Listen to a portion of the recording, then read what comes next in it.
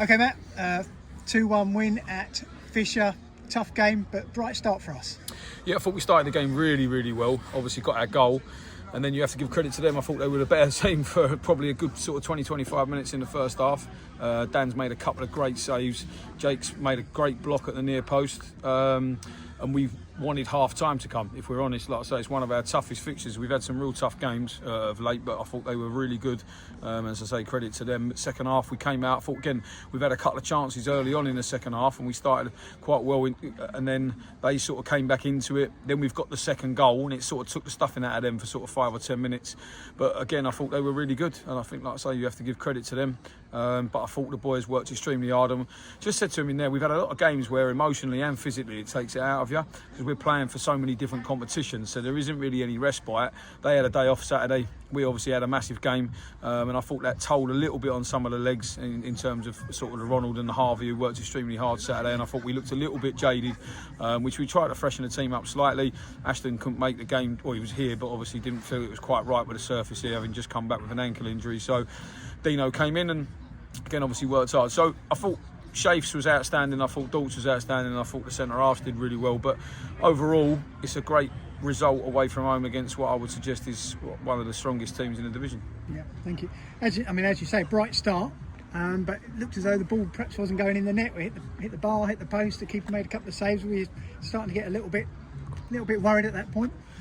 Yeah, I wouldn't say. I would say more frustrated than anything, because we have started the game really brightly, and I think when you're coming away here, you've got to put the game to bed when you've got that many opportunities so early in the game. We could have taken the game away from them, which I felt would have made it a little bit of an easier night. But all the time they're in the game, they're a really, really tough, athletic, physical team, and I think, like I say, can't credit them enough that they probably deserve something from the game. But we've said that about ourselves so far this season, so sometimes you get a little bit of the rub of the green. But I thought, like I say, we gave a reasonable account of ourselves, but a lot of credit goes to Fisher.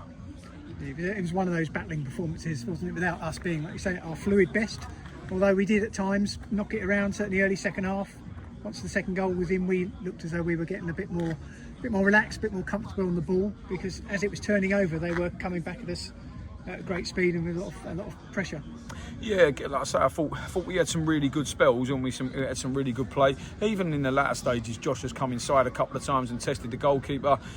Dino's should have probably scored late on there and sort of really put the game to bed. A little bit similar to Saturday when we had 2 or 3 chances at 2-1 and we can put the game to bed. But again, they changed their shape.